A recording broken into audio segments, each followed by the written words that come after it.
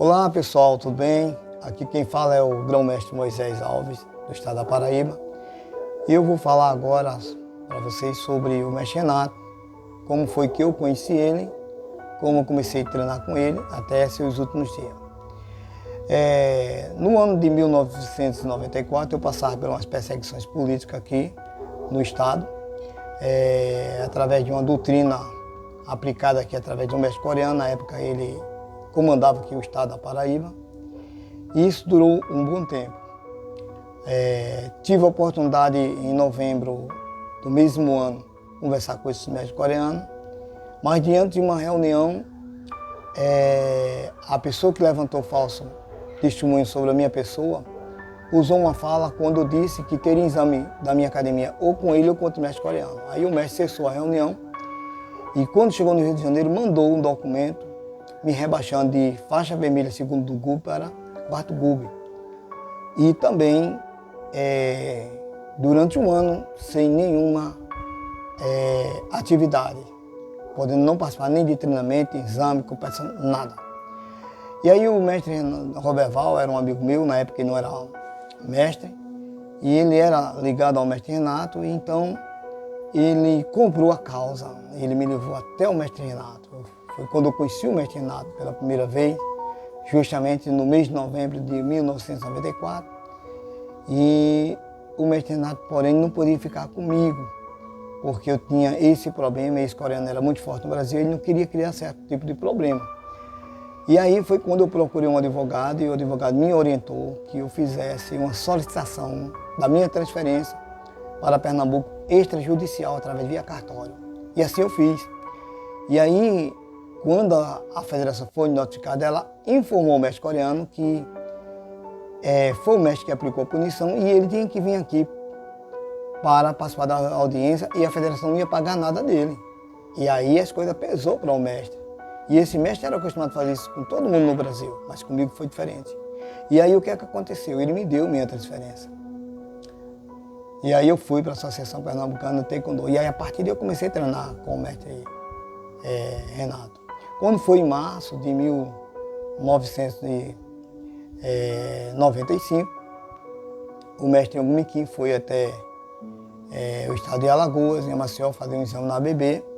E aí o mestre Renato me levou até ele.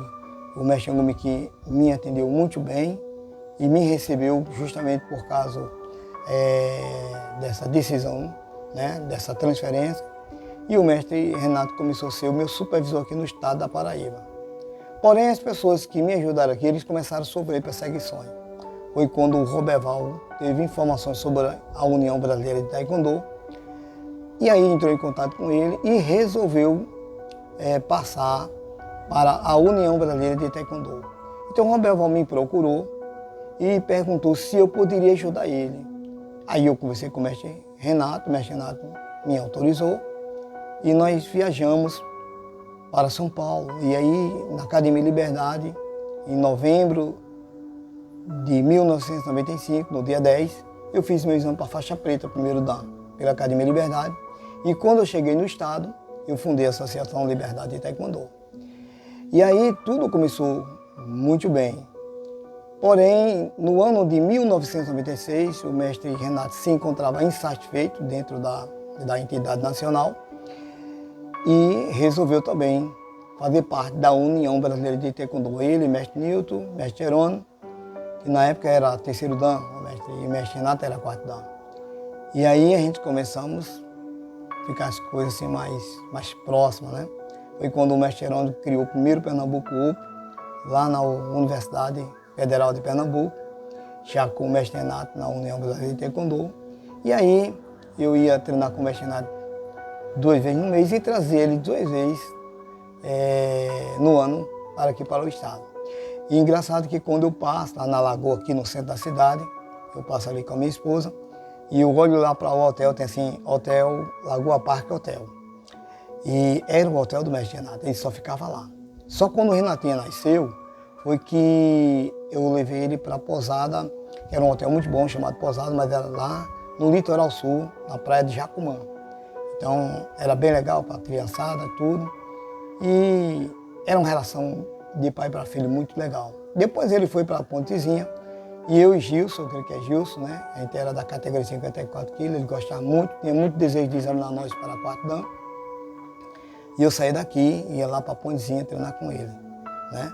Até que em 2002, Deus chamou o mestre Renato depois de ter cumprido todo o seu propósito aqui na Terra, deixando saudade no nosso coração, essa lembrança.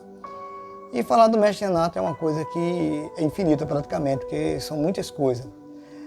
Todo mundo que teve uma conversa com o mestre Renato tem uma história de vida com o mestre Renato e é uma pessoa assim, para mim, de todos os tempos, um dos maiores mestres que eu conheci na minha vida e que parece que ele ainda permanece vivo.